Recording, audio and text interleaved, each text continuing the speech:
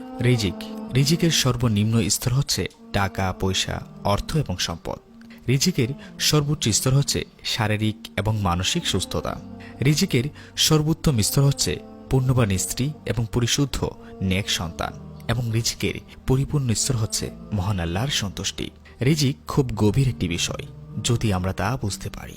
আমি পুরো জীবনে কত টাকা আয় করব সেটা লিখিত, কে আমার জীবন সঙ্গিনী হবে সেটা লিখিত, কবে কোথায় মারা যাব সেটাও লিখিত, এবং কতটা খাবার ও পানীয় গ্রহণ করব তাও লিখিত বা নির্দিষ্ট।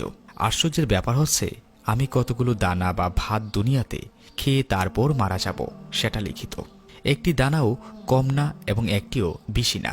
ধরুন এটা লিখিত যে আমি সারা জীবনে 1 কোটি টাকা আয় করব।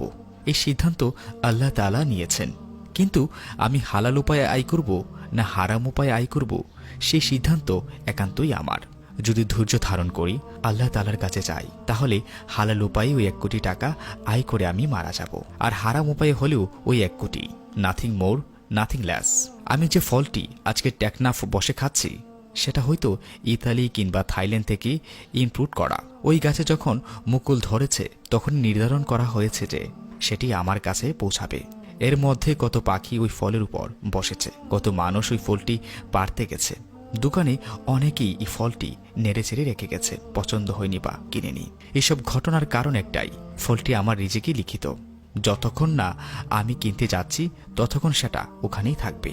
এর মধ্যে আমি মারা যেতে পারতাম, অন্য কোথাও চলে যেতে পারতাম, কিন্তু না, রিজিক যেহেতু লিখিত, আমি ফলটি না খেয়ে মারা যাব না। রিজিক জিনিসটা এতটাই শক্তিশালী, কিংবা যে আত্মীয় কিংবা বন্ধু বান্ধব আমার বাসায় আসছে সে আসলে আমার খাবার খাচ্ছে না, এটা তারই রিজিক। শুধুমাত্র আল্লাহ তাআলাই আমার মাধ্যমে তার কাছে পৌঁছে দিচ্ছে। হতে পারে এর মাধ্যমে আমাদের জন্য মঙ্গল রয়েছে, আলহামদুলিল্লাহ।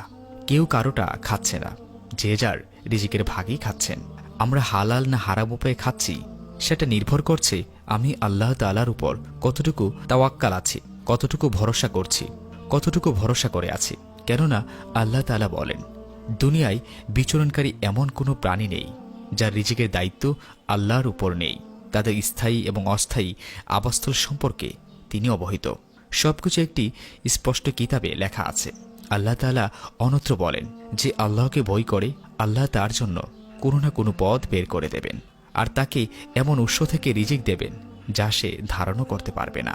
মহান আল্লাহ তাআলা আমাদের সঠিক পথ এবং হালাল ও প্রস্ত কামাই, রোজগার ও রিজিকের ব্যবস্থা করে দিন, এবং সকল প্রকার হারাম কামাই ও রোজগার ও রিজিক থেকে হেফাজত করুন, এবং আমাদের সবাইকে ক্ষমা করুন এবং হেফাজত করুন।